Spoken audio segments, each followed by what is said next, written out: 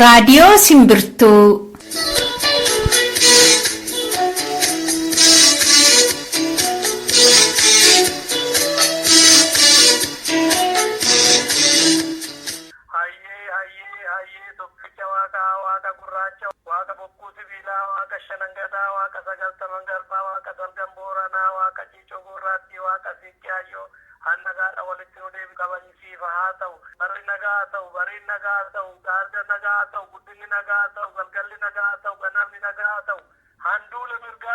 Guyyaa Kamisaa Guraandhala 25 bara 2016 qophii Simbirtuu har'a darbuudha kun. Akkam jirtu dhaggeeffattoota keenya, Simbirtuun har'a akkuma innaa kaanii oduutiin sagantaa ishee tokko jettee eegalti. Oduutti aanee kan dhiyaatu bakka qophii Simboo qophii addaa qabna.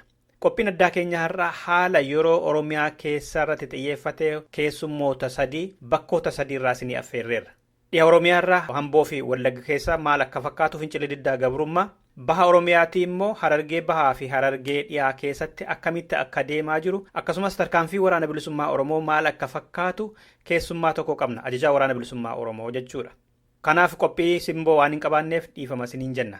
Itti aanee qophii imalaa dhiyaata. Qophiin imalaa keenya har'aa immoo fincila xumura gabrummaa biyya keessaa amma finiinee deemaa jiru kun gama dippiloomaasiitiinis wal qabatee maaltu hojjetamaa jira adda bilisummaa Oromootiin kan jedhu haala yeroo irratti keessummaa qabna jechuudha. Keessummaan keenya immoo Dr. Shiggut Qalataati. Maarreen xumuraatti nu waliin turaan affeerraa keenyadha. Amma gara oduutti.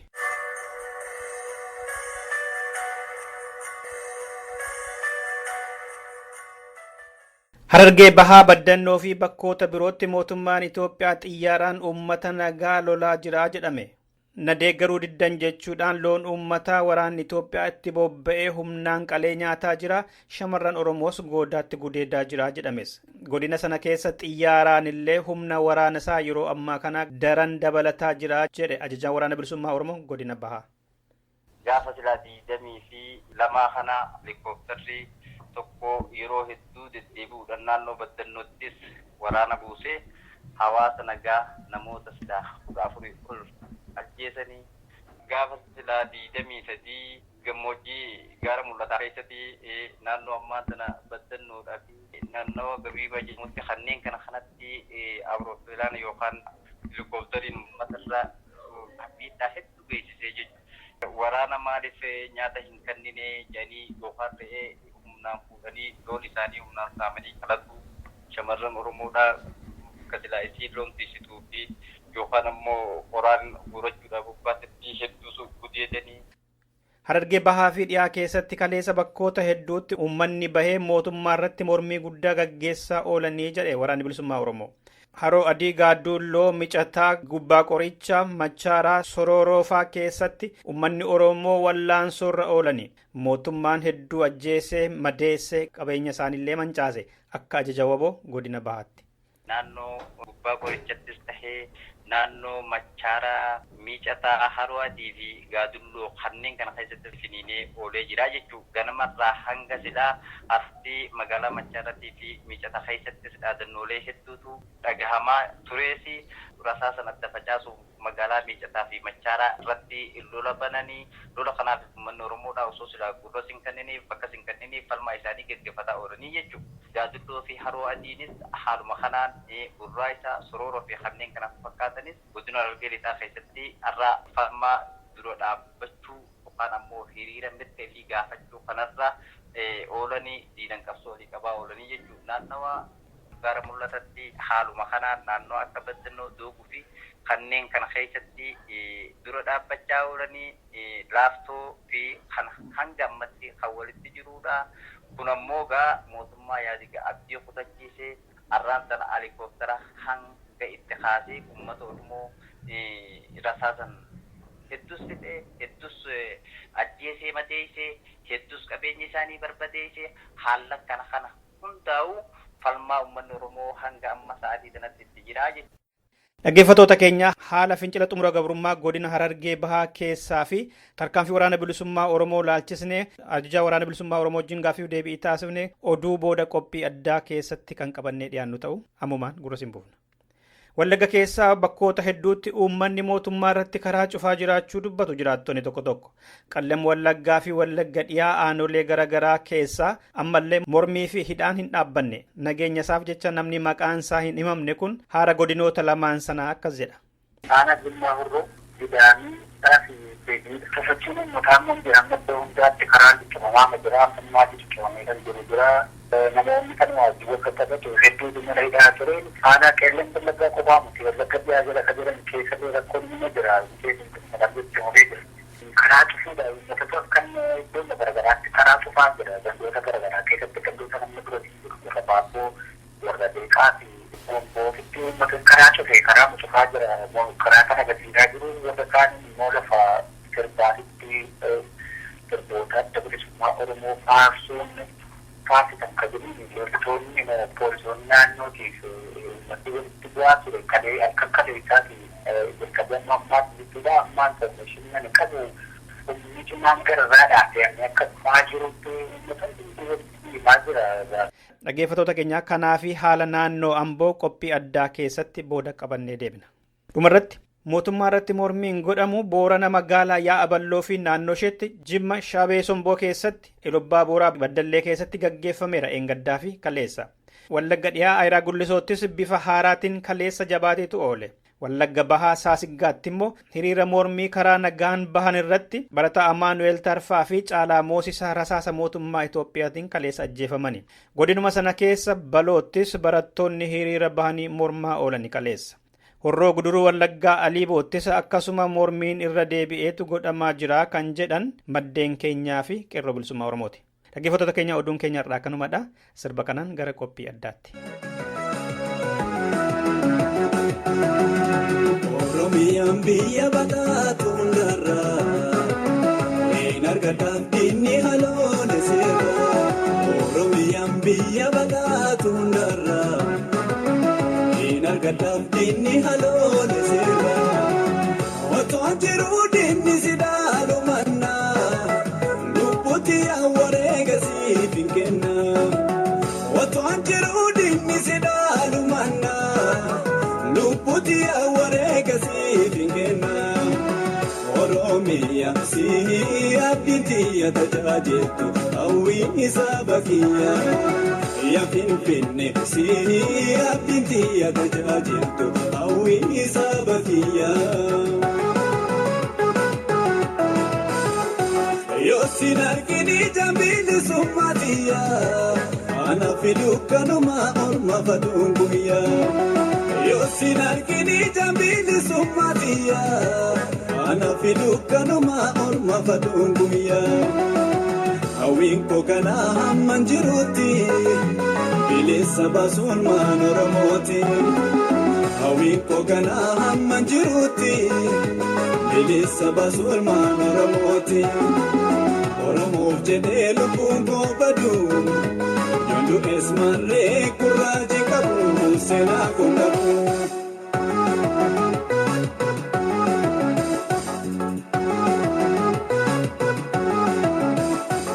Gootonni kalees qabsoon afaanii saba koo jecha wareegamanii. Gootonni kalees qabsoon afaanii Oromoo jecha wareegamanii. Hubadhaa Oromoo kan du'een galu haa walii dullu. Kan du'een galu haa walii dullu.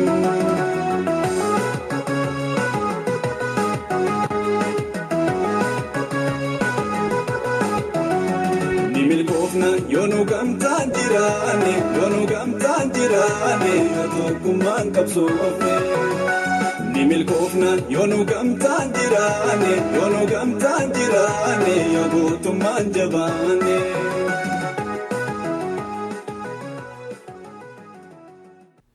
Dhaggeeffattoota keenya amma qophii addaati kan dhiyaatu. Qophiin addaa keenya kan inni guutummaatti xiyyeeffatu fincila diddaa gabrummaa guutuu Oromiyaa keessatti amma garmalee finiinaa jiru irrattidha.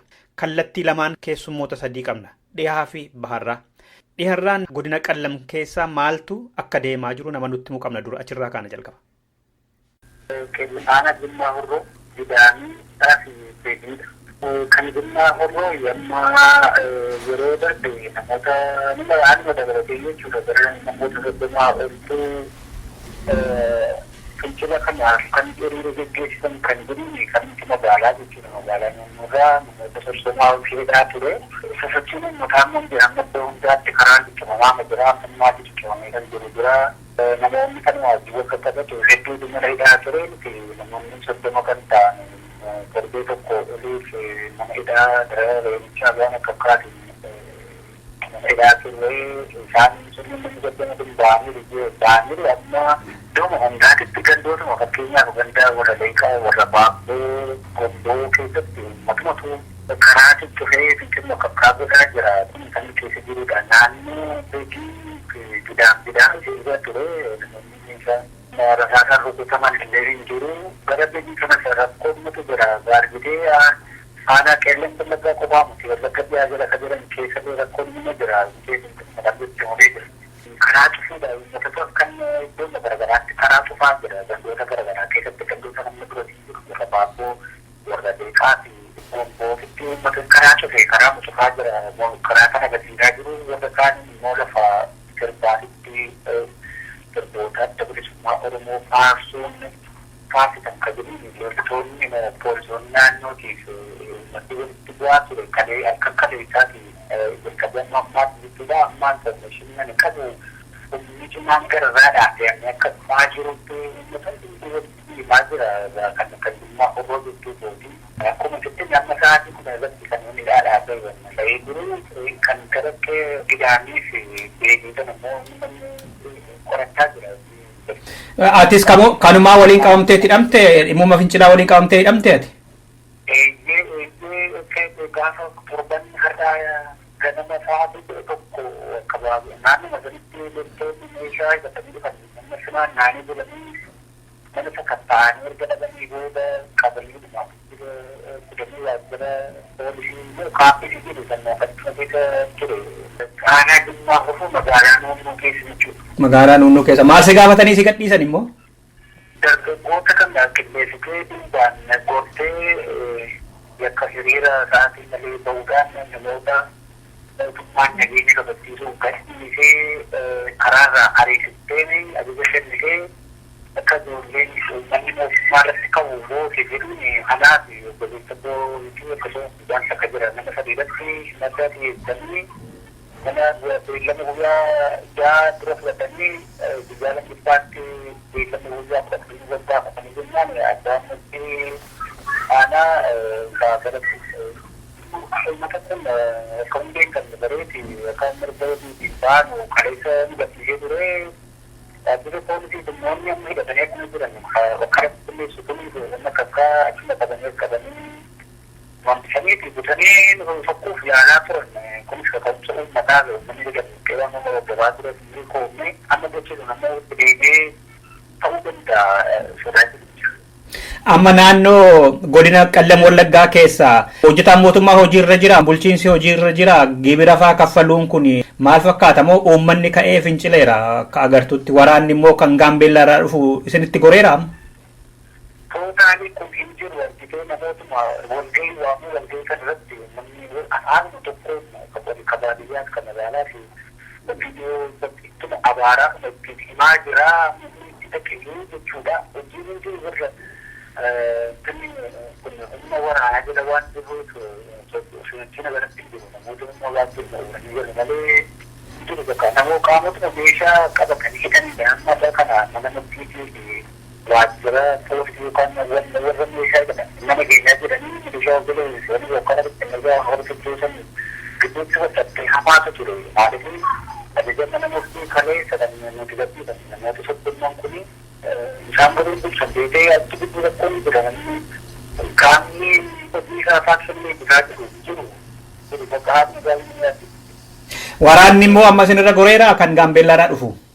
Karaa jira information guddinaa ta'e sila ajajamee guddaadha. Kana bira turtee baruu jechuudha amma baay'eetu jira. Bara torbaatan saddeettamas kan dhiyaatu jira meeshaan gurguddaa immoo. Meeshaa zamana tokko gurguraatu hidhatanii jiru. Tole fayyaa ta'e ulfaadhu. Tole. Ammas dhiyaarraan Amboo fi naannoo isheetti maaltu ta'aa jira laata? Achirraas keessummaa qabna sarararraa. Barattoonni qabamaa jiru. Jamaatiin jiru. Maalli sosaatii deebiin jiru. Amma haala kana keessa jiru. Baay'een jiru. Wanni barbaada akkasuma ammas illee akka buufee jira. Baay'ee rakkisaadha amma rakkoo guddaa hin. Waraanni baay'ee jira Amboof naannoo ishee? Baay'ee jiru malee baay'ee uummata olidha. Tokkeeffaa kana gara gudarfaa kana kaleessafaa kana rakkinni turee jedhan dhugumadha. Tokkee baay'ee rakkoo ture. Namni dhaadhanii idaachaa akkas ture irraa baay'ee rakkoo guddaa ture. Naannoo magaalaa Amboo kan jiran amma kana Incinniifaa kana gara Meexxiifaa gara Ginciifaa kana baadiyyaan isaa maal fakkaata Amboon? Baadiyyaa isaallee akkasuma baadiyyaa baay'ee mana rakkachaa jira. Baadiyyaa kan baay'ee rakkachaa jiru. Kaleessallee baadiyyaa naannoo baay'ee rakkachaa turanii uummata akkaataa jiru uummatni keessa jiru. Amma uummatatu ka'ee fincila jechuudha moo barattoota qofadha amma Amboo keessa Shawaa dhiyaa keessa? Uummatni illee barattoota waliin jira. Waraanni amma karaa Jimmarraa baheetu achirra dhufuuf jedhaa jedhanii uummanni maal godhaa jira? Quba qabdu waraanni Gaambeellaarraa garmalee boba'aa jira jedhanii achi keessa darbuudhaaf. Quba qaba uummanni naannoo sana? Uummanni illee akkasuma reefu malee qubamma agaranttaa yaadii daandii waan akkasii gochuu qabachiifamaa jira. Amma waraanni dhufuudha waan jedhuuf amma yaadii daandii waan akkasii akka godhamu jaalamaa jira. Mana hidhaa Amboo gubate namoonni hidhaa keessatti miidhaman jiru. Maaliif televizyiinii Oromiyaatti namoonni keenya nu yaalaan duune mana hidhaa keessatti jedhanii hoggaa dubbachiisan wantu dhaga'amee fi dhuguma namni hin duune yookaan mana hidhaa keessatti namni hin miidhamne? Namoonni baay'een namni warra jira hin gaafatamaa jiranii. Namoonni du'aniiru jiru jechuudha. Namoonni ni jiru. Namoota baay'ee garaagaraatti deddeebi'aniiru. Nama cimaa waan ta'eef kan hojjeta. Amma haalli Amboo keessa jiru maal fakkaata? Fincilli kan qabu fakkaata deebi'ee? Fakkaata baay'ee uummata waliidha. Uummata barataadha waliidha. Garuu isaanii amma ta'ee dabalataan dhufaa jiru. Barumsii fi hojiin jira amma Amboo keessa? Hojiin mootummaa? Hin jiru suuqiin Guyyuma kaaniyyuu suuqiin hin banamu jechuudha. Fayyadamuu danda'uun suuqii qabu danda'uu danda'u baay'ee rakkoo guddaadha. Waraanatu hin baniinaa namaan jedha jechuudha. Tole dhaggeeffataa keenya odeeffannoo naa kennite guddaa galatoomii Amboorraa fayyaa ta'e. Fincila diddaa gabrummaa garmalee deemaa jiru keessaa tokko baha Oromiyaati. Bahattoo maaltu ta'aa jira laata? Asirratti keessummaa cimaadha qabna. Keessummaan keenya kun ajajaa waraana bilisummaa Oromoo kan godina Bahaati. Haala deemaa jiru isaantu nutti himachuudha gama baha Oromiyaatiin. Godina bahaa kana keessatti hedduu falmaan diina wal qabuudhaaf hiniinee jira. Lammata immoo torbaan kana keessa yeroo sadaffaa naannawaa akka Baddannoodhaa, Furdaadhaa, Dooguu, Guraahaa, Laaftoodhaa fi kanneen kana jettu keessatti hedduu oogee waan tureef jecha lubbuun namoota hedduutis mootummaa yaadigiin bahee jira. Barattootas tahee daa'imman hoggaa 10 hoggaa 9 7 kanneen kanaatu dhume manguddoota hoggaa 60 Oromoota naannoo kanaa akkuma jirutti rasaa sana ajjeesaa jira. Lammata immoo Baddannoo keessattis hawaasaa fi waraanni bilisummaa Oromoo wal makatuudhaan falmii hedduu wal bira dhaabbatanii gaggeessaa turanii mooraalee warra yaadige hedduutu gubate. Guraattis haaluma kana, Furdaadhattis haaluma kanaan gaafa 22 irraa hanga 24tti haala kanaan irraa aanamee jira gara hawaasa keenyatiin. Kan kanarra kanaaf egaa mootummaa yaadige filannoo baranaatii asitti hedduu baaragee waan qabee gadhiisu wallaaluudhaan uummata Oromoodhaa sila maqaa maastar pilaanii asxantanaa muree biyyoota Oromoodhaa qoqqoodu akkuma kaleessatti kaan saamuudhaan kan qabeenya fiitiif oolfachuudhaaf jedhee hedduu qotee bultoota Oromoodhaa lafa maastar pilaana Finfinneedhaa kanaaf irraa godaansite Oromoonni irra dhaqqabanii hiriira nagaa bahan barattoota wajjinii fi kan kana fakkaatan irratti lubbuu namoota hedduutu bahee keessattuu gaafalmaan kun kan itti fufee dhiyaa fi baha keessatti kibba Oromiyaa keessatti haaluma kana lammata immoo gara silaa geelidhaa Machaarattis lubbuun namoota 16 ni dabarte. Hawaasni gaafa 22 irraa hanga silaa har'aa aduu irratti falmaa jiranii lubbuun namoota hedduu ni madoo itti namni 22 ni madaa'ee 16 ajjeefamee jechuudha. Kanarratti uummanni keenya abdii magaalaa kamittidha kuni meeranaa deebi'a magaalaa kamitti? Magaalaa Machaaraa godina Harargee lixaa magaalaa Machaaraatii godinuma bahaa kana keessa. Kanaaf magaalaa kanatti gaafa 22 lubbuu namoota 16tu bahee barataa fi hawaasa qotee bultoota warreen silagaa hojjetanii bulan kan magaalaa keessatti kana keessattis falma irratti humni waraana bilisummaa Oromoo addaatii fi humni yayyamu falmaa san irratti hirmaatee warra federaalarraa isin nama lamanii ajjeesanii kanarraa kan ka'e falmaan hanga irratti finiina jira. Magaalaan Machaaraa har'a guyyaa irraa kana dirree waraanaa taate jirti. Magaalota akka Miicataa, Haroo Adii, Gaadulloo fi hanga silaa Rimeetii hawwii guddinatti kanneen kanaa deemaa jira jechuudha. Gaafa 23 ayiroopilaanii yookaan helikooftara waraanaatiin hawwii guddinatti buusee safattaa waraana bilisummaa Oromootiin keessa jira jechuudhani har'a Oromoota nagaa tumuu fi duufi ajjeesuu kanarratti bobba'ee jira jechuudha. Gaafa silaa 22 kana helikooftari tokko yeroo hedduu deddeebi'uudhaan naannoo baddannoottis waraana buusee hawaasa nagaa namoota silaa 14 ol ajjeesanii namoonni kunis nyaata nuun kennitanii kan jiruu fi kanneen kana kanaatiif hedduu waan isaan mirga isaaniitiif falmachuudhaaf dura dhaabbatanii fi lammata immoo gumaan ijoollee Oromoodhaa tan sababa malatti mootummaa wayyaanee yookaan yaadii lubbuu baase haanuuf kafalamuu lammata immoo fayyadame haanuu bahuu biyyi keenya akka sabni biraa walaboomee jiraatutti haanuu bultuu kan jiruun kadisan falmaa turan abbaan biyyaa baahoodhaa yaadigdii fi obbojoon diina Oromooti kan jedhaniin falmaa hedduu gaggeessaa turan kanarratti jechuun kan tarkaanfiin fudhatamaa tures itti jirus haga silaa sa'aatii ammatti jechuudha. Amma mootummaan waraana xiyyaaraan buusuudhaan ala rasaasaa xiyyaaraatiin immoo asii gadi uummatatti darbachuu jalqabeera yookaan xiyyaaraan loluu jalqabeera naannoo baha Oromiyaatti.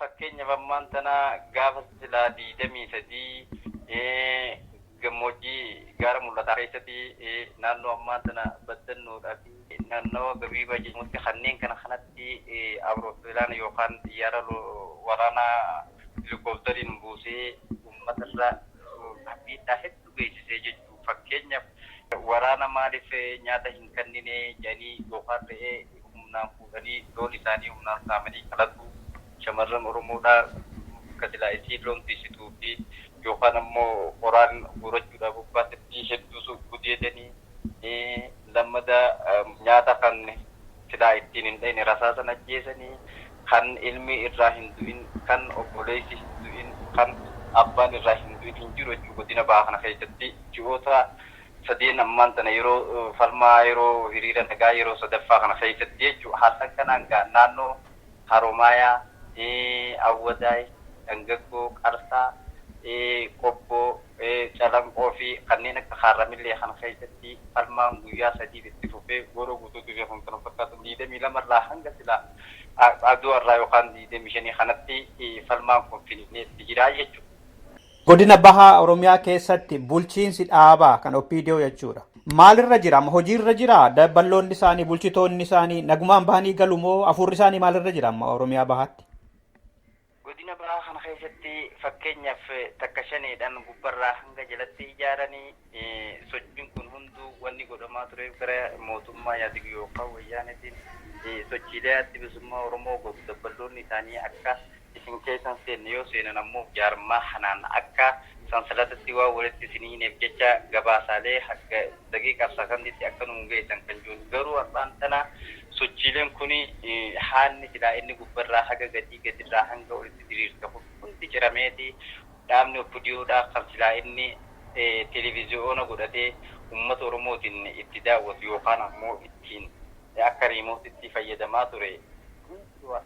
Karaa nagaatiin gaafachaa jiran kana waliin gaafachuudhaaf lammata immoo mootummaa wayyaanee akka muka goggogetti kophaa hambisanii uummata Oromoo bira dhaabbachaa jiranii jechuudha. Keessattuu milishoonni irraan sana isaan abdatan abboottiin araddaa dabballoonni isaan silaa qaban hunduu bakka hundaa kan dhaaba keenya hin deeggarre kanarraan sana mirga uummanni Oromoo gaafachaa jiru hin deeggarre gonkumaayyuu jiru jechuudha. Godina bahaa kana keessatti har'a inni diriirsaa jiruu fi galgalaa galma uummata Oromootiin doorsisaa jiru dakarraa haga gaditti caasaa haaraa diriirsuu fi caasaa dullatti yookaan ammoo jaarmaa dullacha kaleessa aangorraa haruu kanneen deeggaran qofa diriirfachuu kan jiru waan ta'eef kanas jalaa diduudhaan hawaasni keenya hanga sadarkaa silaa aduu irratti dura dhaabbatanii falmaa waan jiraniif milishoonni silaa har'aantan isaan abdatan poolisoonni Oromiyaa hundinuu gurra isaanii kannuu didee uummata Oromoodhaa bira dhaabbataa jiranii jechuudha. Dhaggeeffattoota keenya ajajaa waraana bilisummaa Oromoo godina Bahaa faana kallattiidha dirree irraatti kan waliin haasaa jirru. Mootummaa Itoophiyaa kan diina Oromoo fixaa jira jedhamu kana ammoo karaarraa maqsee Oromiyaa bilisoomsuudhaaf waraanni bilisummaa Oromoo qophiidha. Kuni har'a waraanni bilisummaa Oromoo dirree falmarra jiru yeroo hundaa'u ta'ee kaleessa atas qophiin isaa takkaatu irraan buune falmaa diina wajjin bara 1990 Oromoo gaafa jaartarii yaadiin wal dhabee gaaratti boorraa haga irratti mootummaa yaadiin dura dhaabbachaa jira. Falmaa silaa mirga abbaa biyyummaa Oromoodhaa deebisuuf kan godhu dammadammas dabbaloonni dhaabatis karaa adda addaan irratti kan hojjetu har'aan sana gaaffirii hangana ga'u kana kan galmeesse isuma waraana bilisummaa Oromoo dirree falmarra jiru qofa osoo hin taane waraanni bilisummaa Oromoo yeroo har'aan sana dargaggoota Oromoo kaabaa kibba bahaa jiran hunda waan ta'eef jecha kun immoo gofla walii taaneeti gaachina walii taanee walmaddii dhaabbannee tokkummaadhaan ni buusnaa fi hojiinis ni garsiifnaa. Falmaan keenya haga guyyaa bilisummaatti sin dhaabbatu kun immoo waan har'a mootummaa yaadi rifatee waan qabatee gadhiisu wallaalee uummanni silaa addunyaattis Afrikaattis argaa jiru waan ta'eef jecha dargaggoonni Oromootis bakka jiru osoo abdii hin kutatin hiriyoonni isaa osoo biraattuu obboleewwan mirgaa bitaa garaa tokko dhalatan lamaa sadii osoo dhumaa jiru haadha abbaan isaanii osoo rasaasan manatti warri yaadii irra dhufee ajjeesaa jiru abdii osoo hin kutatin dura dhaabbachuudhaa fi qophiidhaas sagalee isaa daran akka finiin qabsoon sun falmaan kunis akkatti fufu abdiidha qabnaa jechuudha. Waan nama jabeessu waan tokkummaa Oromoos jabeessu bilisummaadhaaf shabbisiisee gabrummaa immoo hidda jalaa ciree warra yaadii harkaa aangoo baasaa jiru jechuudha. Finciloota amma gara bahaa Oromiyaatti godhaman kana keessatti waraana mootummaa Agaazii faarraallee uummanni qawwee booji'uutu dhagahamaa jira. Dhugumadhaa uummanni qawwee fudhatee mootummaarraa waraanarraa. Dhugaadhaa Oromiyaa bahaa keessatti fakkeenyaaf naannoo Ciroo yookaan naannoo Mi'eessoo fi Asabootittis ji'oota darban kana keessa meeshaalee 11 ol kan ta'an hiikkatan hidhannoo guutuu wajjin naannoo bahattis gaafa 18 irraa kaasee magaaratti ta'aa jiru ona gaara mul'ataatii fi kanneen silaa finciloota hatta ta'aa jiran kanneen akka baddannoo kanneen akka guraadhaa kan keessatti hiikamee jechuudha. Hawaasni fi dargaggoonni Oromoodhaa hiikkatee kan Agaazii ajjeesan kan ammasii yeroo har'aan tana falmaatti finiinsatiin jiran kun hunduu kan har'aan tana isaanirraa hiikkatanii jechuudha. Mootummaan Itoophiyaa kan amma fincila kana gaggeessisiisaa jiran warra goolessitootaa biyyoota alaarraa gargaarsa warra argatanidha. Warra amantii makararsanidha. Eertiraa dabalatee biyyoota nagaa Itoophiyaan barbaannetu gargaarsa kennaa fi maallaqas meeshaas jedha. Dhuguma fincila kana kan gaggeessaa jiru deeggarsa biyya alaarraa argamee fi namoota Itoophiyaan jaalannidha malee uummata Oromoo miti yookaan wawwa miti. Dhaaba adda bilisummaa Oromoo yookaan dhaaba keenya mootummaa yaadii gudduri irraa kaasee bara 1973 gala qabsurraa kaasee haga irratti nu hubataa jechuudha. Kana osoo hubatuu garuu roorroo inni uummata Oromoo irraan gahaa jiruu fi gahaa tureetu uummata Oromoo hadheessee bakka hundaa fincilaaf lafaa kaasee hubate malee uummanni mirga isaa gaafatee mirga isaa gaafachaa jira gaafataas ture arras gaafachaa jira. Kuni ammoo mirga silaa har'aan sana addunyaa irratti ilmi namaa ittiin bulaa jiru kan gaafatan kan mirga isaa hin tune walabummaa mataa isaa kan gaafachaa jiran garuu mootummaa yaadi akkuma kaleessatti uummata keenya nyaachuu saamuu lafa keenya Oromiyaa cicciree har'aan sana qorii nyaataa sabaaf sablammoota daangaa Oromiyaarra jiran godhee uummatni Oromoo bitaa mirga isaa akka hin laalle goolessituu halee irratti oofaa ture san waan silaa har'aan sana uummanni Oromoodhaa har'aan sana didee fincilatti kaasee mirgi isaanii fi gaafachuu biyyi teenya walabummaadhaan bultee sirna abbaa gadaatiin bulchuu qabnaa kan nu bulchu warra yaadi osoo hin tahin mootummaa walaba kan uummanni Oromoo mataa isaatiin bakka buufate kan jiruuf mirga isaa gaafachaa ture har'asitti jira borullee kun akkasumatti finiinuu qabaa finiinas kanarraa waan rifateef jecha qabeenya Oromoodhaa kan saamaa turee fi saamaa jiru san uummanni Oromoo irratti dhaqqabee asaan bakka hunda irratti waan dammaqanii iyya walii dabarsanii fi arraan sana kana goolistitoota shororkeessitoota adda bilisummaa Oromooti warra eegsisaa nutti ergaa kanneen kana ja'a malee uummanni Oromoo durirraa kaasee abaawonis hawaasa Oromoo keessaa bahee kana wallaaletii miti kanammoo abdii dhabuudhaa fi abdii kutataa jechuudha. Dhumarratti dhaamsa yoo qabaatte ajajaa waraana bilisummaa Oromoo godina bahaa. Dhaamsan uummata Oromootis tahee dargaggoota Oromootis hojjetaa daldaltootaa fi barsiisotaa fi barattootaaf dhaamuu qabu uummata keenya keessa fi alaatiifis har'aan sana warraaqsi silaa tokkummaadhaan finiinee diina dura dhaabbachaa jirruu fi bakka jirrutti mirga abbaa biyyummaa karaa nagaatiin gaafachaa jirru kun finiinuus qabaa. Abdii kutachuun qabnu waraana bilisummaa Oromoodhaa gaachanni saba isaa kan uummata Oromoo keessaa dhalatee uummata Oromootiif falmaa jiru isin bira jirraa isinii wajjin qabsoo godhaa jirraa karaa silaa beekamuu fi karaa hin beekamneenis sochiin keenya isin faana jira kanaafuu jajjabaachuu qabanii uummanni keenya kanaatis hawaasa Oromoodhaa biyya keessaa silaa falmaa finiinsaa jiruu fi ilmaan Oromoo dhumaa jiru kana karaalee hundaan deeggartaan bira dhaabbachuu qabanii lammadammoo hojjettoonni mootummaa kanaatis poolisoota Oromiyaatis ta'ee warreen ijoollee Oromoo federaalaa fi mootummaa kanaa wajji hojjechaa jiran hundinuu har'aan sana gara silaa mirga abbaa biyyummaa uummanni Oromoo gaafachaa jiru kanaa fi itti jiru kana hunda bira dhaabbatanii akka deeggartanii fi falmaa warraa sirna abbaa irree kuffisnee mirga abbaa biyyummaa deebisnee biyya teenya walaba baafannaa jenneetti jiru kana deeggaruu qabdanii ilmaan Oromoo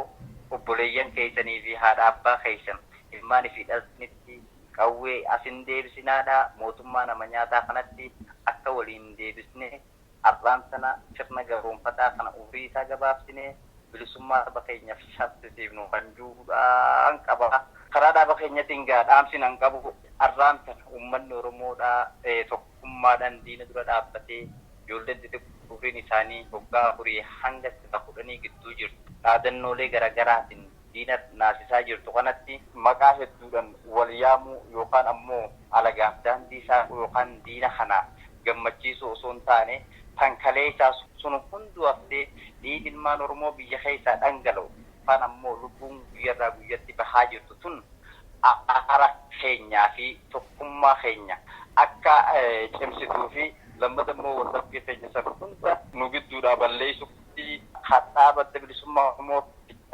shanii gumii yookaan Jaaldaawwit Ibsaatiin hogganamu jalatti deebi'anii akka silaa mooraa qabsoo bilisummaa Oromoo gabbisaniin yookaan ammoo gooftaa hidhannoo waboodhaa falmarra jiran gabbisanii fi qabsoo finiinsinuun dhaamsa kan dabarsaa jechuu bakka jiran hundatti uummata Oromootiifis kan hin dhaamu. Tole, ajajaa waraana bilisummaa Oromoo baha Oromiyaarraa dirreerraa bilbilaan yaada bal'aa fincilli diddaa gabrummaa fi sochiin waboo baha Oromiyaatti maal akka fakkaatu waan naa ibsiteef guddaa galatoomii fayyaa ta'e bakka jirtutti nagaa si hawweera. Jajjabaadhaa ulfaadhaa anis carraa gaarii uummata Oromootiifis hawwaan bakka jirtanitti isiniifis hawwaa hedduun isin galateeffadhaa galanna keessan ulfaataa akka gaajjabaa akka sibiilaa kan bilisummaa nuuf haa ta'uun fayyaan haa nagaan jiraadha. Dhaggeeffattoota keenya har'aaf kan qophii addaa jennee kanumadhaa sirba kana isin affeereera.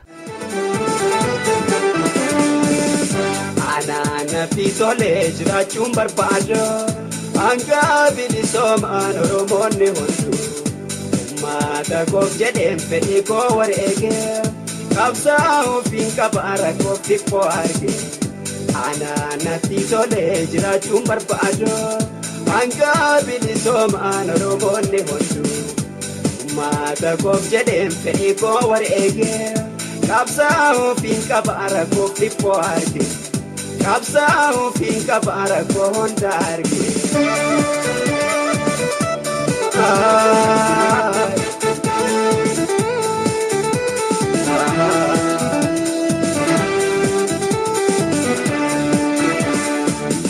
Jiru gabrummatiin turre bara dheeraa hanga har'aatillee kunoo jala jirra. Rakkoo mata kiyyaa hubattee argeera. Jireenya koodhiisee hidhadhee ka'eera jiraachuun dadhabne akka nam tokkootti kananii jiruu koo dhiisee of cinaatti qabsaa ofiin qaba uummata Oromooti qabsoon dirqama kiyyaa hanga xumuraatti qabsoon dirqama kiyyaa hanga xumuraatti.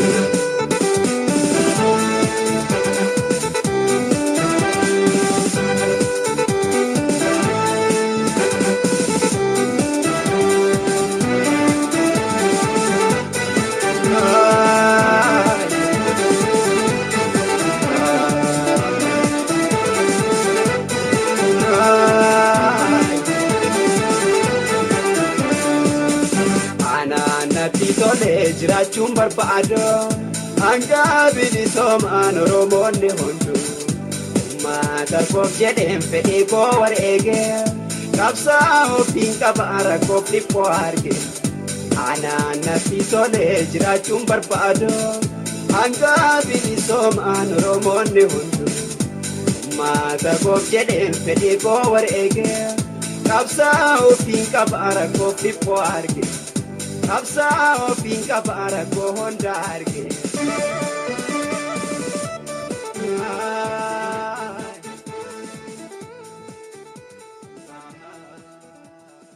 Dhaggeeffattoota keenya amma kutaa lammaffaa qophii keenyaa kan ta'e kan imalaatti dabarra. Qophiin imalaa har'aa keessummaa tokko qabatee jira. Yeroo ammaa kana fincila guutummaa Oromiyaa keessatti finiinee jiru irratti hojiin dippiloomaasii ABO maal hojjeteera maaltu ta'aa jira kan jedhu irratti keessummaa qabna. Muuziqaa gabaabduu kanaa booda qabadheen deebi'a. Maarree ammas nu waliin turan affeerraa keenya.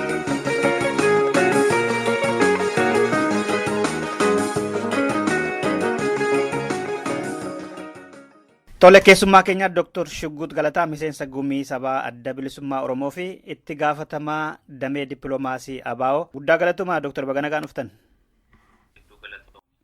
Mariin keenya har'aa waa'ee fincila biyya keessa deemaa jiruu fi hojii dippiloomaasii ABO irrattidha.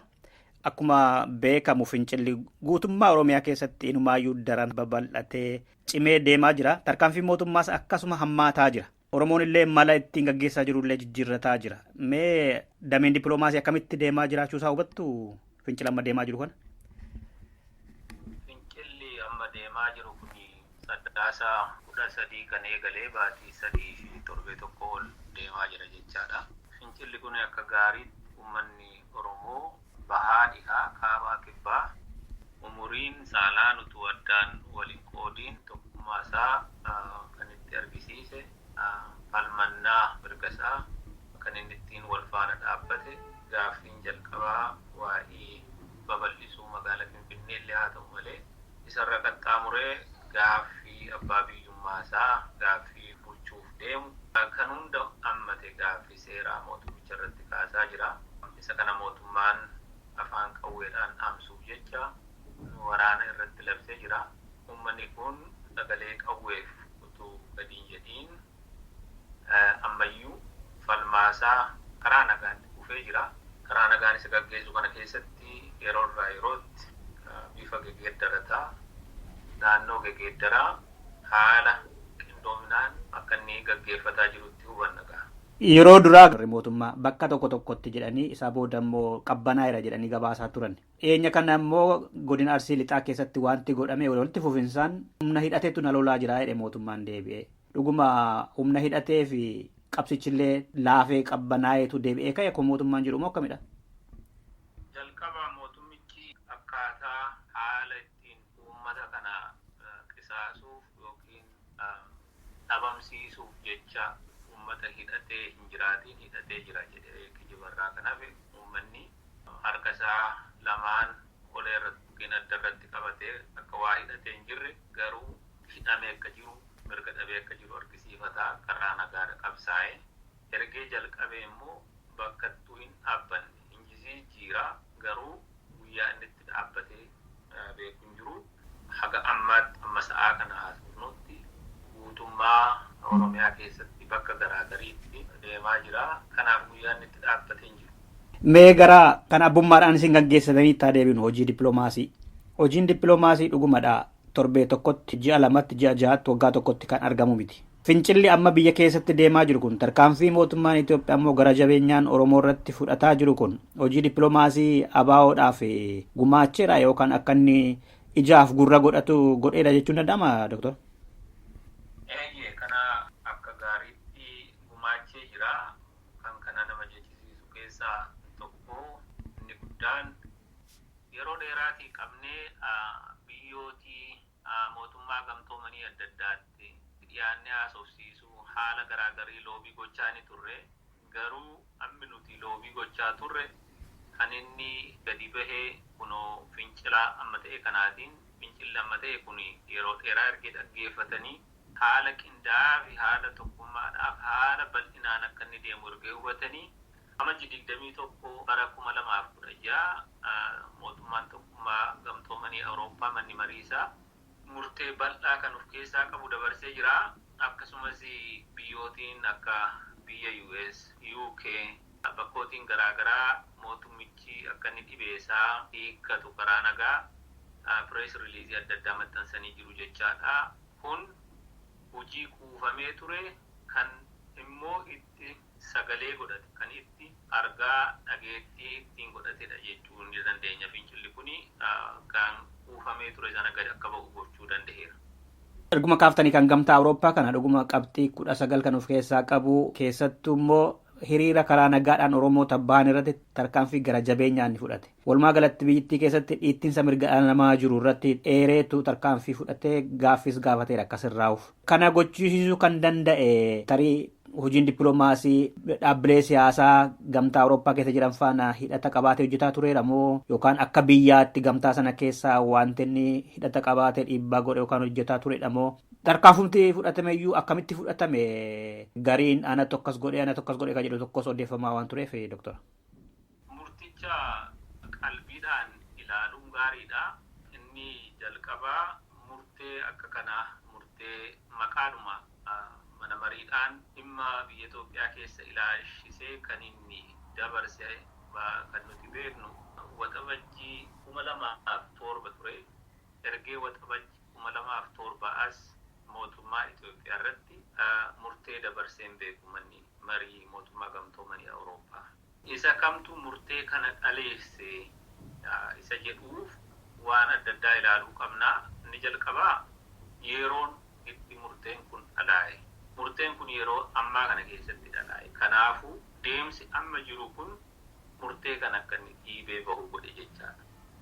Qabiyyeen murtee kanaa jennee yeroo ilaallu qabiyyeen murtee kanaa jalqaba murtee kana kan isaan irratti ijaajjanii gara murteetti seenani qubee eedhaa hanga W'tti kan lafa taa'etu qabxooleen adda addaa jiru. Qabxooleen kun waanuma ammaa duwwaa irratti akka xiyyeeffatanii tun taane duuba deebi'anii akkaataatti mootummaan adda bilisummaa uummata Tigraay hoogganamu kun aangoo ergee qabatee 1991 irraa kaasee hanga ammaatti haala inni ture tuttuqaa. Walumaa galammoo seenaa impaayera Itoophiyaa sana keessatti uummatootii isaan kamtu aangoo siyaasaa qabaachaa turanii uummatootii isaan kamtu immoo handaaromanii turan isa jedhu lafa kaa'ee jira. Kana keessatti uummanni Oromoo fi uummanni Ogaadeen akka isaan handaaromanii turan uummanni Amaaraa fi uummanni Tigree akka inni seenaa Itoophiyaa sana keessatti warra kaan hacuucaa ture yookiin benefiitii ta'aa ture lafa kaa'ee jira. Miidhaalee barootii darban kana keessa seera kan inni maayibaasitti fudhate waan anti-terrorism law, civic society law, press law isaan kana hunda maqaa dhahaniiti waa hedduusaa ka duriif kan ammaa kan ammate kan kuufama ta'uusaa mul'isa jechaadha. Inni kun kuufama ta'uusaa mul'isuun qooda keenya qooda jaarmolee mirga dhala namaaf falman kan akka Oromo Support Group, Human Rights League, Horn of Africa kan obbo Gaarumaa fa'aatiin hoogganaman akkasumas immoo Amnesty International and Human Rights Watch qaama isaanii argisiisa jechaadha kan keenya biratti. Ammoo waa'ee ammaarratti yeroo ammaa kana baasuun isaanii waa'ee magaalaa Finfinnee akkitti isaan baasan mataansaa magaalaa Finfinnee babal'isuun uummata Oromoo kaasuu ta'uusaa argisiisaniiti. Digdama deebisanii magaalaa Finfinnee guddisuun barbaachisaa kan taanedha hubatu isaanii nuyis kanuma hubannaa. Mootummaan misooma magaalaa tokkoof hojjetu akkas yeroo gabaabduu keessatti al 20 deebi'ee isaan al 20 jedhan garuu nuti al 40 deebi'eeti jennaa kana kan yaadamuun turre isa kanaaf waliigala kombineeshinii murtee kana fincila amma ta'eef kuufama jiru ka darbee kan lamaansaa walitti qindaa'ee jiru argisiisa jechuun danda'a. Gamtaa Awurooppaa keessa akka biyyaattis haa ta'u akka dhaabbilee siyaasaatti dhimma Oromoof warra Itoophiyaa keessaa cunqurfamaniiru jedhaman saboota bakka bu'anii qabsaa'aniif warri ija gaariitiin hawwan jiru.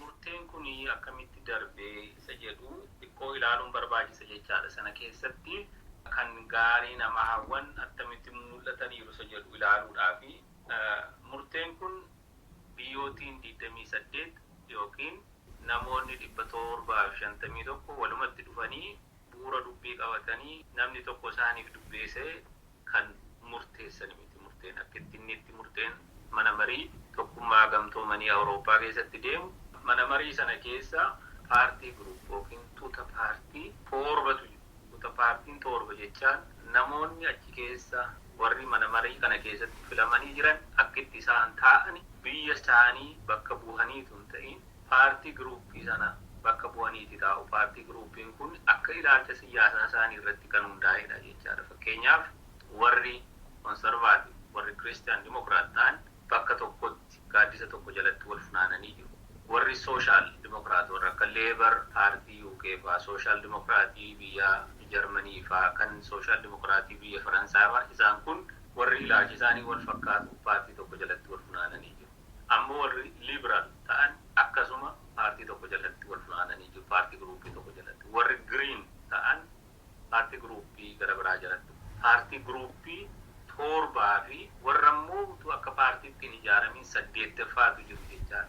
Murtee kana yeroo dabarsan paartii gruuppiin tokko kan mataasaa qopheeffatee dura irratti dibeetii godhatee walii isaa keessatti isa sanaa wuxinee tolfatee murtee sana murteessa xumura irratti argame torba keessaatii cuunfamee bahe jecha. Murtee torba bakka garaagarii taa'anii irratti dubbatanii qabxii tokko lama sadii jedhanii lafa kaawwatan sana keessaatii bahee nama loobii gochuun gargaarsisaa paartii gruuppii kana keessaa dhimma Oromoo dhimma impaayera Itoophiyaa sana keessatti deeme nama beeku yookiin namoota beekan namoota irraa haasa'uu danda'an jiraachuutu isaanii irra jira. Yoo isaan kun hin jiraatiin odeeffatuma imbaasota biyyarraa argamu ta'a jechaadha. Odeeffanni imbaasota irraa argamullee mana marii hin qaqqabu kan inni qaqqabu koomishinara. Kanaafuu bakki itti jiru loobii adda bilisummaa Oromoos ta'e jaarmolee adda bilisummaa Oromoo fakkaatanii bakki itti nuti itti dhamaanee itti firii arganne jennu bakka namoota bahanii dhaabbolee isaanii bakka bu'anii paartii tuuta paartii isaanii bakka bu'anii dhaabatanii haasa'an sun waan beekan irraati haasa'u. Waan kuufama daataa kana dura qaban irraati haasa'u. Isa kanarraati egaa kan murteen kun maddi malee murteen kun jarri kun walumatti dhufanii bu'uurri dubbii qabame kan dabaree qabatee irratti murtaa'e miti jechuudha barbaadeedha. Kanaaf warrumti gara mirgaa leellisanillee kana keessatti deeggaraniiru jechuudha. Deeggaranii hundi isaanii kan murtee hin dabarsiin hin jiru sana keessatti diraaftee kan hunda isaanii harkaa qabna. Kan paartii gruuppii torbanuu harkaa qabna. Warri indipendentii silaa warra isaan sana keessattidha sagalee isaanii kuufachiifatu. Kan hunda isaanii harkaa qabna. Inni tokko bal'isee barreesseera, inni tokko gabaabsee barreesseera. Akkatti foormuleetii godhanii adda addadha. Inni tokko naannoo environmentii irratti fookasii godheera. Inni tokko seenaa irratti fookasii godheera. Xiqqoo wayitii akka isaan itti laatan adda addallee haa ta'u garuu baay'een isaanii haala wal fakkaatuuti dabarsuu danda'aniiru. Kan inni ta'uu danda'e nuti yeroo jara kanatti dhiyaannu filmaata ilaalcha siyaasaa hin qabnu. Sabboonummaa waa'ee gaggeessinuuf haala intarastii isaan godha jennuttidha dhiyaannaa. Kanaafuu paartii gruuppii hunda dhiyaannee waan haasofnuuf paartii gruuppiin hedduun isaanii odeeffata waa'ee keenyaa barreeffamaan haala qabatamaadhaan qabu jechuudha. Mootummaan Itoophiyaa kan bakka bu'ee Biruuselsi jiru ambaasaddar Tashoomee Toogaa murtee sanaa booda haasaa godhanii turani. Kan nama dhibuu nama xiqqoodha kan murtee kana fudhatee gamtaa Awurooppaa jechuun iyyuu nama qaanessaa nama xinnoodha. Paartii warra gara sooshaalistii jiranidha malee kan warra kaanii deeggarsan qabu ture waan jedhaniif isinii kaase kana yeroo sana. Kuni tarii yookiin hubannaa dhabuu yookiin immoo haala disinformeeshinii gochuudhaaf kan qondaalli mootummaa sana haasa'u irraa kan hafe seerri ittiin deemu tuuta paartiilee hundatu irratti mari'atanii diraaftii qopheeffatanii diraaftii kanallee gahaatti qabna kan hunda isaanii farkaan qaba. Isa kanatu namoota warra gaafas bahanii wiitnasii kennan warri gadi yaa'anii namoonni gara nama 9 ta'an dabareedhaan ka kennani sun wiitnasii kennu isa sana keessaatiiti cuunfamee gadi bahee murteen kuni murtee sagalee nama 751 kan bakka bu'udha malee kan paartii tokkos bakka bu'u miti kan biyya tokkottis lakkaa'amu. Dhugaadha wayita marii taasisan turan sana kallattiidhaan anillee hordofeen ture. Achi keessatti abbaan waltajjii murtee Itoophiyaa irratti darbee torba keessaa tokkotti sagalee kennina jedhanii wayita dabarsan anu argeen jira kallattiidhaan torbi dhiyaachuusaa jechuudha. Dhaggeeffattoota keenya Dr. Shuggut Galataa miseensa gumii sabaa fi itti gaafatamaa damee dippiloomaasii ABO'ti kan waliin haasaa jirru. Dr. Fincilli amma Oromiyaa keessaa daranuu hammaataa akka jiru kaafneerra. Mootummaanis tarkaanfiin irratti fudhatu akkasuma hammaataa jira. Inumaayyuu yeroo duraa poolisiitoota jedhee sabooda seexanadha jedhanii amma immoo waraana nu lolaa jiru fa'aa jedhanii mootummaan Itoophiyaa muddameera jedhama. Wayita akkas ta'u kan ammoo ABO'n gama dippiloomaasiitiin maal godhaa jira? Adda bilisummaa Oromoo yeroo ammaa kana itti fufeenyuma jiruusaa karaa dippiloomaasii itti fufeenyuma jiru kana dura darbee itti fufee loobii godhaa jira. Iyyatasaa hedduu dhageessifataa jira. Murtee dabarsitan daftanii qaamni ittiin ilaalu akka inni piraaktikaali godhu irratti akka nuuf hojjetamu jennee appiilii gochaa jirra. At the same time miidhaa guyyoon ta'aa jiru kana jala buunee bakka jijjiiranitti ni gabaasna. Gabaasuu duwwaa miti haala yaaddeessaa ta'uunsaa biyyi suni haalli itti deemaa jiru nagaa gaafa Afrikaa guutummaadhaaf yoo yeroodhaan warri dhimma keessaa qabna dantaa irratti qabna naannoo sana irratti warri jedhan yoo dafaniin waliin hin dhaabbatiin haalli hammaachuu akka ta'uu danda'u ni hubachiisnallee. Akkuma amma jenne fincilli deemaa jira garmalee. Mootummaanis immoo tarkaanfii fufaa jira. Oromiyaa keessa immoo waajjirri mootummaa laamsha'aa jiraachuusaa pirezidantii naannoo sana dabalatee caffeen sun gara ji'a lamaa as gadi baanii wanti isaan godhaniif waan dubbatamni dhabamuunsaa waraannii fi tikatu Oromiyaa qabatee bulchaa akka jiru. Mootummaanis keessi isaa jeeqamaa jira jedhanii akka ragaatti warra dhiyeessan jiru. Mootummaan kun amma maalirra jira? Gariin akkuma jedhamu kana mootummaan sodaa keessa galeera. Yoo sodaa keessa galeera ta'e tarkaanfii akkamii fudhachuu danda'a yaada ABO'n mootummaan kun tarkaanfii maal fudhachuu danda'a dhumarratti akka ammaa kanatti itti fufee deemes fincilli kun bakka hundumaatti itti hammaate dhumarratti maal godha jedhamee eegama mootummaan kun. Gaaffii gaariidha. Durii kaasnee yeroo adda addaatti mootummaan Itoophiyaa yookiin afaan tokkichaan adda bilisummaa uummata Tigraay kan biyya sana bulchaa jiru waa sadii irratti ijaajjeetti biyya sana bitaa jira. Waraana, tikaa fi poolisii irratti dhaabbatee jira malee jaalala uummataadhaan akka hin taane irra deddeebisnee himaa turre. Gaaf tokko biyyi sin tasgabbaayaadha jettani olof sadan akka inni tasgabbii dhabu gaafiin hin jiru ammas inni itti fakkaachuu hin mala ta'a jechaa turre. Kan mul'ates kanumadha. Mootummaa jibbamaa, mootummaa gara jabinaan humna qawweedhaan uummata kana bara 24 bitedha. Dhiibbaan kun jedhee hanga sadarkaa dhalli namaa hin dandeenye irra dhagahee kun uummatichi akka inni wal hidhatee sammuusaa walitti qabatee akka inni ka'umsa godhee jira. Gaaffiin qabu mootummaan kun akka inni diistabilized ta'u ammas akka inni keessisaa jeeqamee abboommaa guutummaa biyyattii irratti akka inni dhabee jiru ni hubanna. Mootummaan kun amala inni qaburraatii tasgabbaa'ee gadi taa'ee dhibee jiru karaa nagaa hiika akka jedhullee irraa hin eegnu akka inni godhu warri saayiboonni isaa yoo dingata irratti dhiibbaa godhan hin beeknu irraa kan hafe neecharii qaburraatii hin fakkaatu. Kanaafuu gara jabina hamaatiin fudhachuu ni danda'a. Uummanni keenya sodaa kana keessaa bahee mirga isaa lubbuusaa jijjiirraa hin qabne achuudhaaf qophaa'ee jira. Kanaaf wareegamni qaaliin ta'uu ni mala garuu mirgi uummataa ukkaamame immoo hin hafu. Xumurri isaa xumuruma gabrummaa ta'a.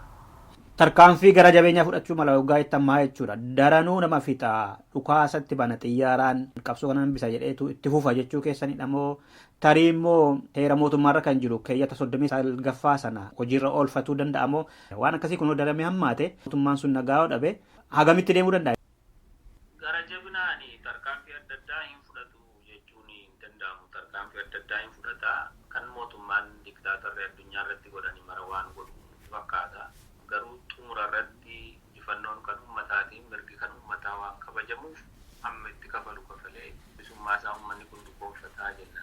Gaaga'amni ga'u amma kanaadha jedhanii lakkoomsaan gadi kaa'u yookiin waa jechuun namatti ulfaata. Garuu amala mootummaan kun qaburraan mootummaan kun nama gadi taa'ee ilaameedhaan xarapheezaa irratti dhibee isaa hiikkatu. Ambaasaddariin Ameerikaa mootummoota gamtooman keessatti Smaata Paawer mootummaan Itoophiyaa gocha isaarraa akka dhaabbatu ka jedhu yeroo tokko kaasaniiru. Dubbii himaa barreessaa mootummoota gamtoomanii kan Baan Kii Muun gaazexeessaan tokko UN keessatti waa'ee Oromoo gaafateera. Ameerikaan si'a meeqa dubbatteetti. Dhiyeenya kanas Ingilizii fi Noorweey fa'aa Ameerikaa dabalatanii lammii isaaniif akeekkachiisa dabarsaniiru. Oromiyaa keessatti akka of eeggannoo godhan. Kana waggaa laalamuu kan isaan yaaddesse fakkaata. Akka bilisummaa Oromoo karaa harka duubaan quba qabutti wanti godhamaa jiru wanti deemaa jiru jira yookaan isin dubbisaniiru yookaan mootummaa kanatti wanti dhiibbamaa godhamu jira akka inni of qusatu yookaan immoo akka jijjiirama siyaasaa biyyattii keessatti hirmaachisu fiduu danda'u irratti hangammaatti wanti beektan jira.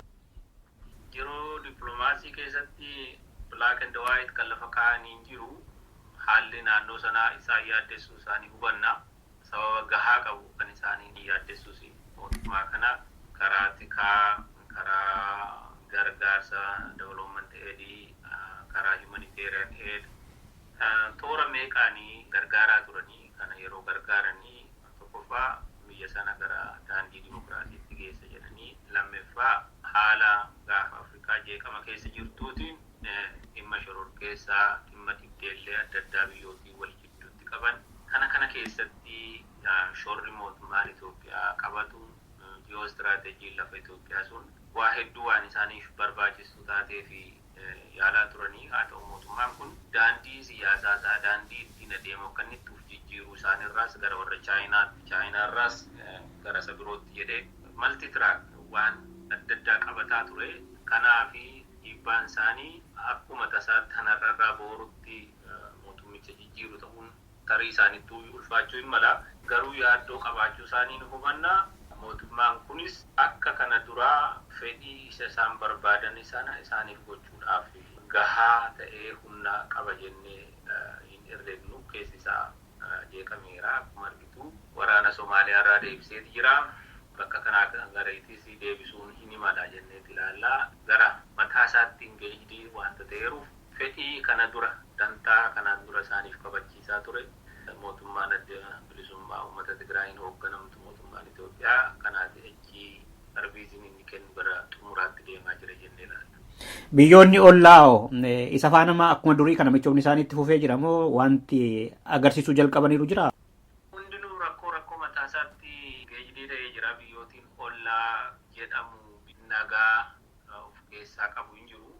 Sudaan jedhamtu rakkina mataa isheetiin qabdi karaa Daafur irraa kaastee Sudaan kanuun harki mootummaa bilisummaa uummata Tigraay keessa jiru kunoo rakkoo mataa isaanii ni qabu. Keeniyaan dhibee mataa isheetii ni qabdi. Isaanis ammatti rakkoo mataa isaaniitti qabamanii jiru. Mootummicharraa akka durii sodaa guddaas hin qaban. Mootummichi qabamuusaa karaa tokko isaanis waan jibbasaa qaban nutti hin fakkaatu. Impaayera Itoophiyaa keessatti jijjiirama siyaasaa kanaan dura godhaman keessatti Oromoon ittiin fayyadamne jedhamee komatama. Oromoomatuuf komata deebisee. Keessattuu immoo Oromoo kan bakka bu'ee qabsaa'u adda bilisummaa Oromoo addatti immoo isa bara chaarteraa sanaa otoo ittiin qophaa'ee hin galee kanaaf miidhamni irra ga'ee yookaan immoo qabsoo akka barbaadutti hawaasa sana sochoofne jedhamee komatama. Amma isa darbeerraas baratamee fincilan deemaa jiru irrattis tarii yoo mootummaan cimsaallee hundeeffame yookaan immoo mootummaan kun yoo kufe mootummaa cimsaa yoo hundeeffame akka dhaaba siyaasaatti gaaffii cimaa qabatee dhiyaatuudhaaf qophii qaba. Yooma mootummaan sun akkasuma jirutti bade immoo waraanaan isaa ta'u siyaasaan dafee bakka isaa malu qabatee waan godhuu danda'u godhuudhaaf qophiirra jirtu yookaan jira dhaabni sun of qopheessee. Addanatti qabxii kana gubbaarratti waan ilaaluun nurra jiru daayinaamiksii sana jijjiirama dhufuuf deemu sana eenyutu fidaa jira. Jijjiirama dhufuuf deemu sana keessatti eenyutu eessa jira isa jedhu sana.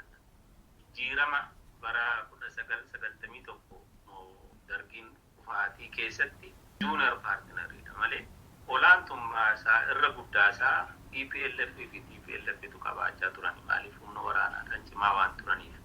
Carraan adda bilisummaa Oromoo isa darbee kan isa jechisiisuun keekii sanarraa immoo murachuu danda'uudha murate amma sanatti immoo dhimma bahee jiru. Utuu yeroo sana biyyattiin seenne ta'e utuu yeroo sana dhaqee uummata waliin argine ta'e utuu haala qabsootti gaggeeffatu banaa ta'ee uummata sana wajjiniin waliin argine ta'e chaartari sana hin bu'uuressine ta'e waa hedduutu irraa hanqata ture adda bilisummaa Oromoo irra. Garuu daayinaamiksii sana keessatti jijjiirama sana keessatti qoonni sadarkaan adda bilisummaa Oromoo junior partnerii warra kanaatiiti malee qixa isaanii yookiin isaan waliin turre. Kanaafuu amma isaan muratanii murachuudhaaf bireen argannee jecha. Har'a jijjiiramni jiru isa sanarraa fagoodha. Adda bilisummaa Oromoo jiruu dippiloomaasii, siyaasa, waraana waliin qindeeffatee deemaa jenna. Yeroo akkas jennu biyya keessa hin jiru adda bilisummaa Oromoo sochii ammaa kana keessaa akka namaatti hin jiru jechuu hin dandeenyu. Caasaan keenya biyya keessa ni jira. Jiruun keenya jiruu fincila uummataa kanarraa adda ta'e jiruu hunda gaggeeffataa jira. Jiruu hunda nuti gaggeeffataa jirru kun jijjiirama dhufu keessatti kan nu handaaroomsu jennee abdannaa ittis amanna. Inni kun uummanni gaggeeffata, nuyi kan mataa keenyaa ni gaggeeffanna. Nama keessa jirraa, biyya keessa jirraa, biyya alaa keessa jirraa, biyya ollaa keessa jirraa, akka namaatti iddee hunda jirra, akka caasaatti iddee hunda jirra. Isa yeroo sanarraa adda. Mee asirratti ammalaa humni nu handaaressu hin jiru yoggaa jettan dhaabichi ammas humna hin qabu yookaan laafa akka jedhu fakkeessa yookaan ta'ee mul'ata anaaf. Kana jechuun ammas kan isa hirmaachisu malee inniyyuu abbummaadhaan gaggeessuudhaaf otoo biyyittiin illee kuftee mootummaan sun otoo diigamee qophii gama siyaasaa waraanaan illee qophiidha jechuun danda'ama. Namni irraa nu qoftessu hin jiru jechuunii fi nuti gahina qabnaa hundumaa gochuu dandeenya jechuun adda adda waan ta'eef. Waan man deebisee natti yookaan qaamni nu handaaroomsu hin jiru jechaan yookiin namni nu handaaroomsu hin jiru jechaan uf dandeenyee jirra jechaan natti fakkaata. Kanaafi haala jiru sana keessatti guutummaan qalbiidhaan caasaadhaan qaamaan bifa hundaatiin jiruu keenya waan hojjetataa jirruu fi jijjiirama siyaasaa biyya sana keessatti dhufu keessatti maarjinaalaayizii ta'uu hin dandeenyu qophii sanaaf gahaa qabnaa jechuudha. Hoogganuufoo qophiidha biyyattii keessatti mootummaan cimsaa ta'uu hundeeffamee akkuma TPLF'n bara sana TPLF'nis humna guddaa qabu ture jettani juuniyerii turre nuti jettani ammas juunirummaadhaan itti fufuudhaaf immoo hoogganuudhaaf gahumna qabdu. Waan barbaannu sanaaf hoogganummaa gahaa qabna. Waan barbaannu sanaaf waan nuti barbaannu impaayera Itoophiyaa hoogganuudhaa moo miti inni jedhu sagantaa siyaasaa keenya keessa taa'ee jira. Waan barbaannu sanaaf akkatti bakka sana geenyu waan bakka geenyu sanaaf nu barbaachisu gahaa qabna itti qophiisaa qabna. Gamasiinoo amma gitoota isin morman wanti hanga ammaatti lafarratti fi yookaan immoo karaa irratti illee kan dhaaba sana gufuutti ta'uu danda'an humni guddaan jira amma gama Itoophiyummaa warra leellisanii mootummaatiin ala jechuu kooti. Mootummaatiin ala tokkoffaa eeriyaan nuti itti oopereetii goonu adda lafa Oromoo irrattidha oopereetii goona nuti uummata Oromoo keessattidha oopereetii goona uummata Oromoo keessa irratti nurraa ol kan irratti qophii qabu jira jennee hin herregnu gama isaaniitiin naannoo isaanii haala keessa jiran keessatti maal fakkaatu isa jedhu isaaniin gamuu fi tokkoffaa xiqqoo jaarmiyaa ormaa tuquudha ammoo dhimma keenyas miti haguma kanan irraasii jechuu danda'a. Adda bilisummaa Oromoo kan miseensa ta'ee jiru gamtaan bilisummaaf dimokiraasii kan jedhamu suni mootummaa cimsaa keessatti otoo hirmaadhaa jedhamee haalli mijate haman qophii qabda gamtaan sun. Ummatoota kan bilisummaaf dimokiraasii PFD'n qacalee kan uumame onkoloolessa darbe 2015 kana keessa erga gaafasiitii mujiillee raawwatamuun isaanirra jiran kan lafa taa'an raawwataa jira. Ammallee sochii dippiloomaasii taanaan sochii biyya keessaa waan waliin raawwatamu irrumatti wal faana hojjetaa jirra. Daran kanarra jabaatee akka inni waan ta'aa tokko agoobara humna qabu tokko ta'u irratti hojjetaa jirra. Kan amma jiru kanarra fooyya'ee akka inni mul'atu abdii qabna. Jaarmaa reefu lafa ol ka'aa jirudha. Garuu akka gaariitti wal dhuunfatee socho'aa jira akka hanga ammaa argine. Qaamni tokkummaa Itoophiyaa leellisan dhaabbileen siyaasaa jechuudha. Fincila biyya keessa deemaa jiru wal qabatee waliin qabsoofna jedhee kan ABO'dhaaf waamicha dhiyeesseeru. yookaan immoo kan abaawoon waamicha godhe irratti warri deebii kennaniiru jiru? Yeroodhuma odeessamu dhageenyaa tokkoffaa nuti haaluma naannoo sanaa daayaloogii goona jennee waamicha nuti akka PFD'tti gooneeris ta'e akka dhaabaatti kan deebii gahaa kennanii hin argine. Ammanatti kan irratti wal hubannee waliin hojjetaa jirra haala biyya keessaa sana irratti kan jennu hin qabnu. Kan nuti efficiently akka dhibee keenya akka dhibee gamtaatti kan nuti waanii gochaa jirru tumsuma waliin ijaarame. Tumsi waliin ijaarame garuu yeroorraa yerootti gilgaalee waliin hojjetaa jira.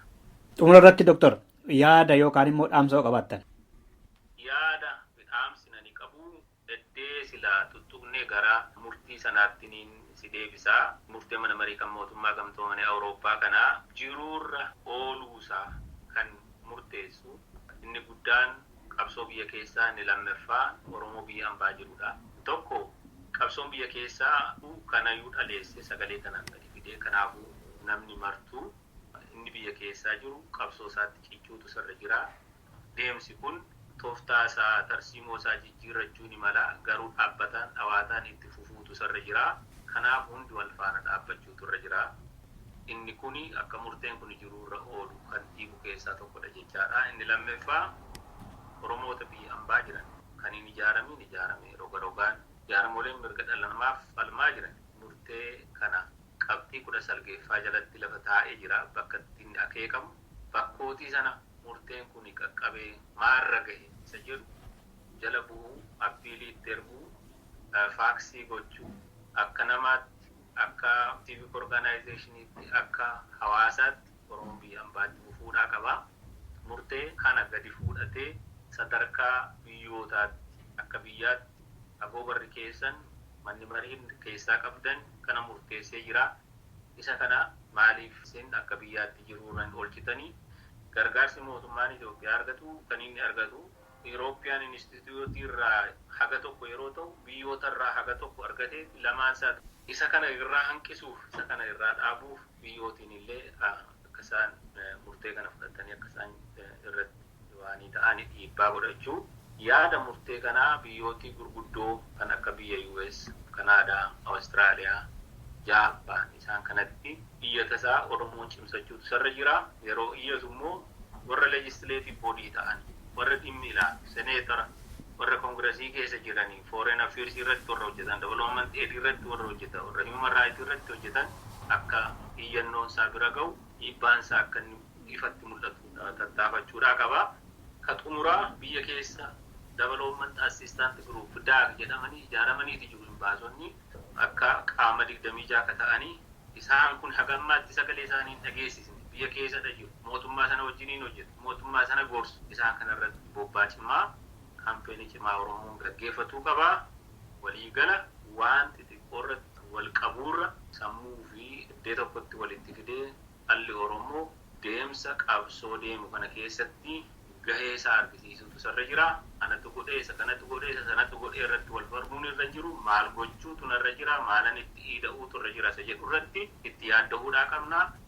Hirmaannaan keenya dachaarraa dachaa ta'uudhaa sirra jira. Fincila xumura gabrummaa ta'uudhaa qaba. Inni kun jidduutti dhaabbate jennaan gabrummaa ofitti haaromsuu ta'uusaa dhalli Oromoo hundi hubachuudhaa qaba. Isa kanaaf itti gaafatamni isaa hunda keenya nama tokko nama Oromoo ta'ee dhalate maradha. Kana baree namni hundinuu akka inni wal faana dhaabbatu akka dhaabaatti immoo dhaabna bilisummaa Oromoo sochii haala gaarii karaa siyaasaa, karaa waraanaa, karaa dippiloomaasii, karaa hunda gaggeeffataa jirra. Isa kana keessatti jabinni tumsi uummata keenyaa hedduu barbaachisaa waan ta'eef kanallee asumarraan akka namni tumsu hedduun waamicha godhaaf.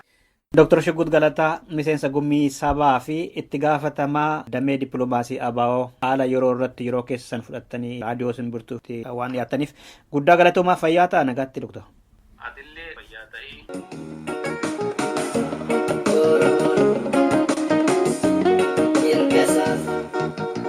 Oromoon mirgasaa hiriiratti baay'ee rasaasaan reebameetu dhiignisaa lola'ee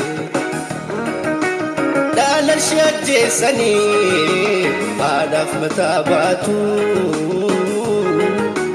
dhuguggaa sanyiidhaan irratti raawwatu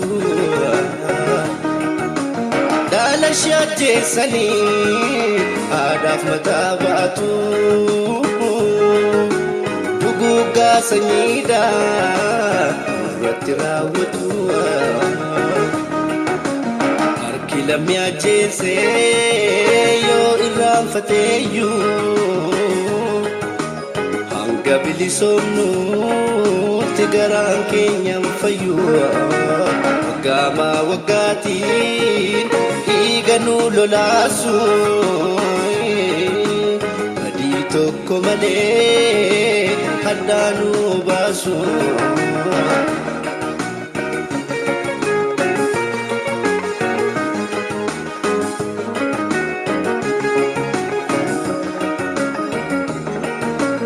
bani galmee dhugaa buqqaa laphee jalaa kaayyoo dhugaa baatee isa bu'e boolla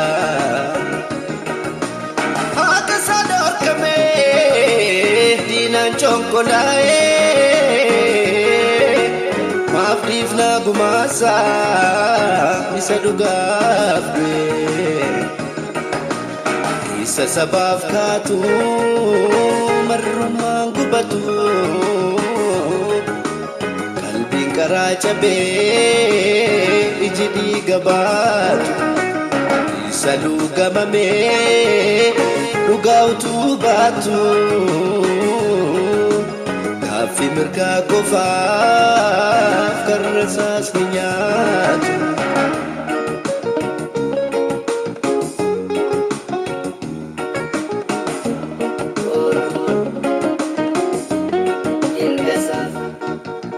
Oromoon mirgasaa hiriiraatti baay'ee rasaasaan reebameetu dhiigni isaa lola'ee daalashii ajjeessanii haadhaaf mataa baatu duguuggaa sanyiidhaan irratti raawwatu daalashii ajjeessanii haadhaaf mataa baatu duguuggaa sanyiidhaan irratti raawwatu harki lammii ajjeessee yoo irraanfateeyyuu hanga bilisoomnuutti garaan keenyan fayyuu. Dhaggeeffattoota keenya qophii keenya irraa kanumaan xumurreerra waan nu caqastaniif galanni keessan guddaadha. Torbee dhimmoota biraatiin amma walitti deebinutti bakka haala gaarii keessa kan turtan isinii hawweera. An Dasuu Dulaati.